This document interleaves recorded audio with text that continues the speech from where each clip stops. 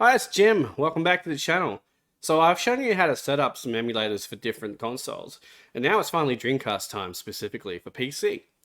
Now, Dreamcast emulation has come a very, very long way. You've had emulators such as Redream more recently. You've also had, but that emulator itself is paid for in a way. You can't get high definition without paying for that. It is a very nice emulator, and I do use it myself. However, if you want to do this all on the cheap, basically Flycast is your way to go.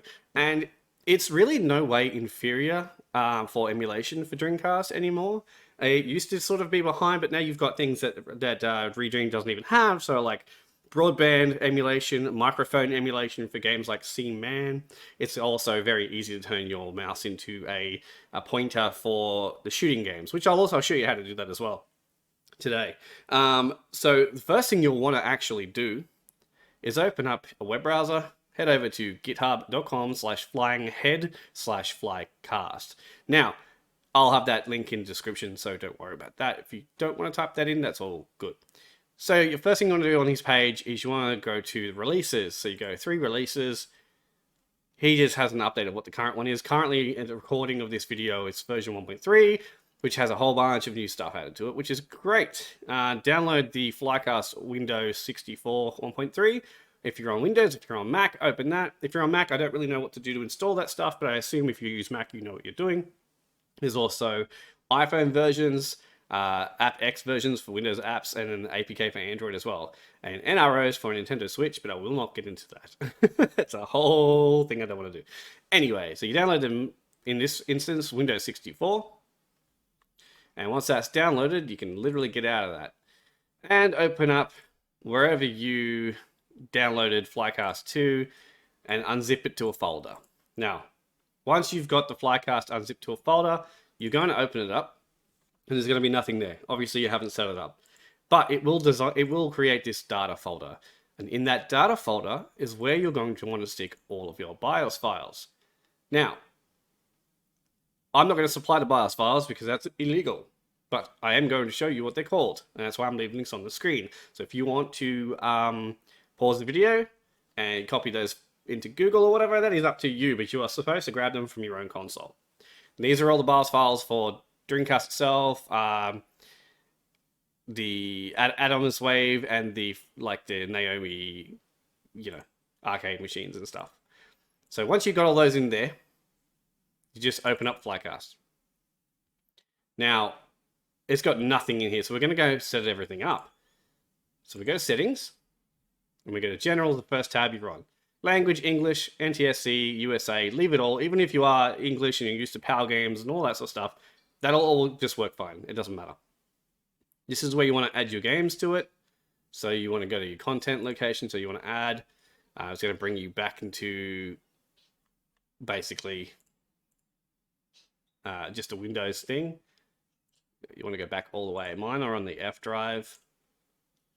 So SEGA Dreamcast. And then select current directory. So now that's got it should have my Dreamcast games. I'm not going to go done just yet because we're not finished setting it up. But that's where my Dreamcast games are held. Controls. Now, it's going to have keyboards and mouse set up. I would just put them on none. You don't want to use them right now. You will want to use your mouse for, say, a light gun, but we can always assign that to sort of device B instead. So for device A in the Dreamcast, as the Dreamcast console has 4 slots, we're going to assign it to A, my Xbox controller, and I believe it should already be set up. Yeah, it's already pre-set up. It's all good. So the back button is the menu button, and the start button is start. Yeah, it's all good. So done. And then that's it for that page, unless you're setting up multiple controllers, which you can totally do. Well, the other thing you might want to do is select what's in the Dreamcast. The Dreamcast controller itself had 2 slots that you can stick things into, which was what the memory card is the VMU in one slot, so you can have 2 memory cards in there if you want. Or you can set up Puru, which is the Puru or Puru, whatever you want to call it. That's the rumble pack. Essentially, it's a rumble pack, and it will give you vibration on your controller. So if you want to do that, then you can do that. Video. We want to leave it on per triangle because that's the most accurate. Wait, is it per strip that's more accurate? Faster, but may produce graphical. He's got that written twice. No, per strip is what you want. That's the more accurate one. Can be a bit slower, but on PC it should be absolutely fine if your PC is within 10 years old. Automatic frame skipping, disable. Normal, maximum, leave it on disable. Shadows, bulk, yeah.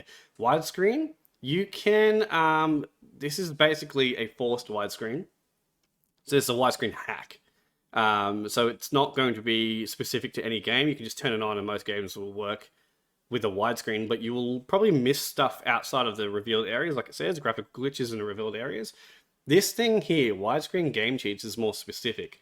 So games like Shenmue, Sonic Adventure, I believe, they'll all have like widescreen cheats that people have come up with over the years, and they're way more accurate to a proper widescreen. So I leave those on in case the games have the cheats, which it looks really nice if they do. Now, anisotropic filtering, I turn that on. I put about 8. Texture filtering, default. VSync, leave it on.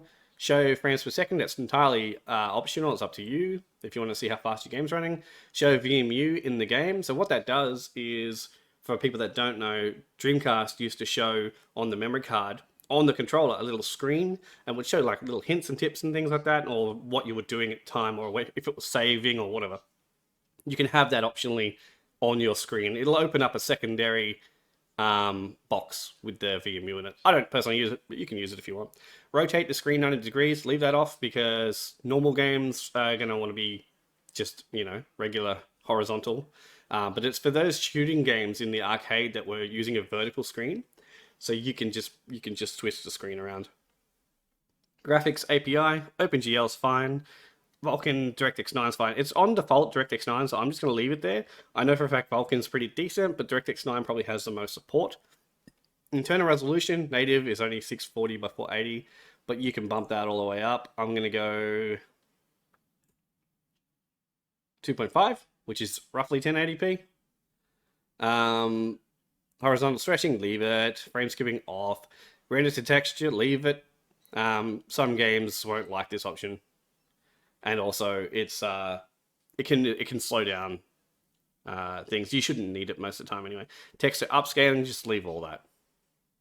Audio, turn on the DSP, but that's more accurate sound processing. It's only recommended for fast platforms, but this app works on like Android and stuff, so I wouldn't suggest turning it on if you're using an Android version. The layout for the Android app is exactly the same, so I know that's why that's there. But on PC, use it if you can. Advanced, direct, leave it. Skipping, leave it. Here you have options for your internet and networking. So you can enable the broadband adapter emulation. So by default, Flycast emulates the Dreamcast modem. That was the dial-up modem that was included with every Dreamcast console. So if you want to play things like Phantasy Star Online, Quake 3, they'll still all work. But some games, like Phantasy Star, supported the broadband adapter. In that case, you want to turn that on. You'll get better ping and stuff if you plan on playing those games. If you don't plan on playing any of the games online, don't worry about it. It's all good. HLE BIOS, that's only if you didn't include your own BIOS. You can use it, but it's not accurate, and some games will have issues. Force Windows CE, don't worry about that. Multi-threaded, yes, you want to leave that on. If you don't have a multi-thread CPU, which is very rare these days, turn it off. Serial console, yeah, so you can dump the serial of your own BIOS. So when you rip your own BIOS from your console, you can literally you can actually use your actual BIOS and all that. Dump textures, that's if you want to mod them, so you can use custom textures in this emulator. So you would dump the textures of the game as you play through it once to get all of the textures so you can modify them. Log to file, don't worry about it. Lua scripting, don't worry about that. And then hit done.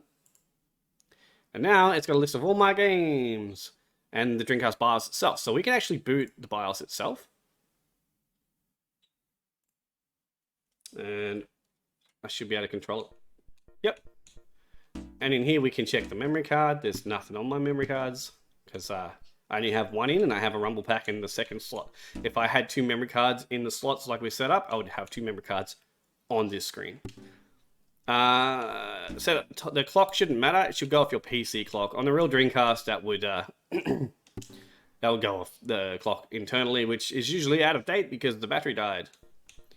And then play. So that's the BIOS setup. You can check your memory cards. You can delete saves and all that. It's pretty handy to have that option there. But anyway, we'll go back to menu.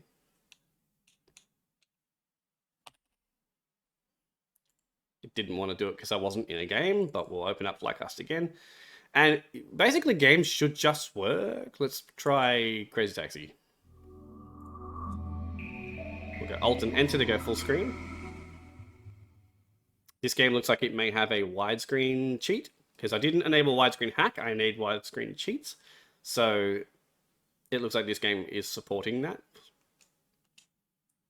It wants to save a game.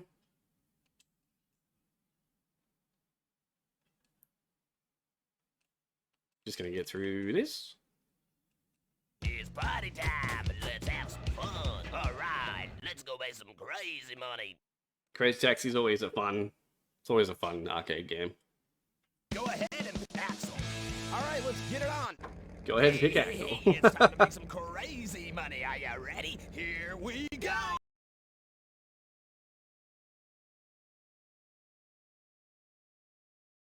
So there's the menu. We'll go to, so you can go to cheats here, and there's no cheats loaded. You can also add cheats to it if you know Game Shark cheats at all. You can type them in. There's settings per game, and you can also eject the discs for multi-disc games, which is always handy to have. Exit.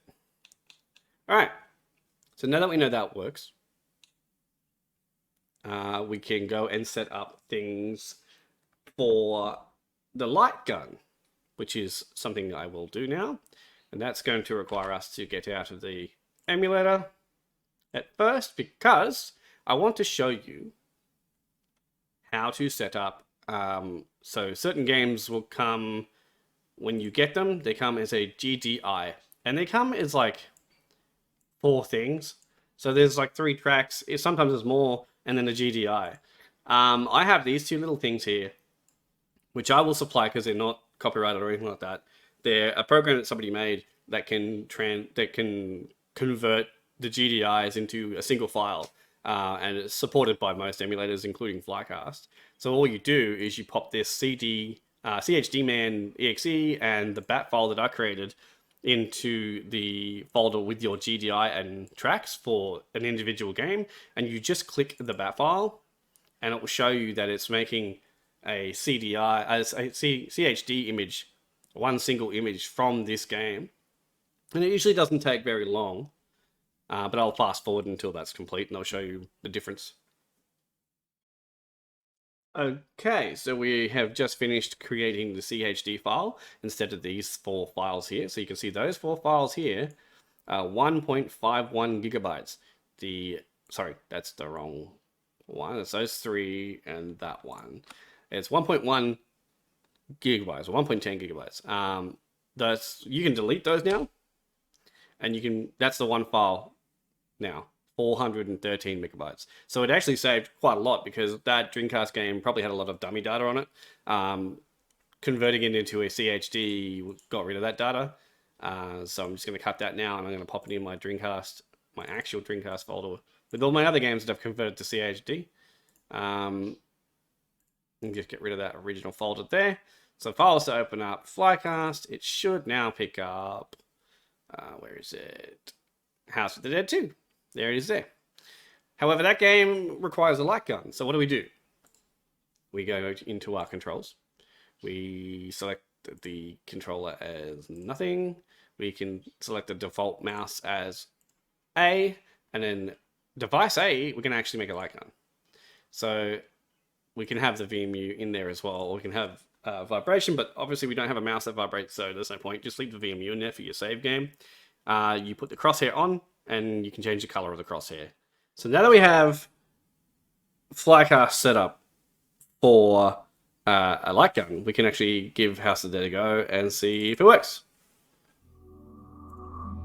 Middle button is start, left is shoot, and right is the B button on the controller, which is not reload for this game, but it is for some other games. It's reload for this one is to shoot outside the screen, and since it's not widescreen, we can easily do that. G over B is there. skip, so right click. Yep, shooting outside the screen reloads. Please be safe, G.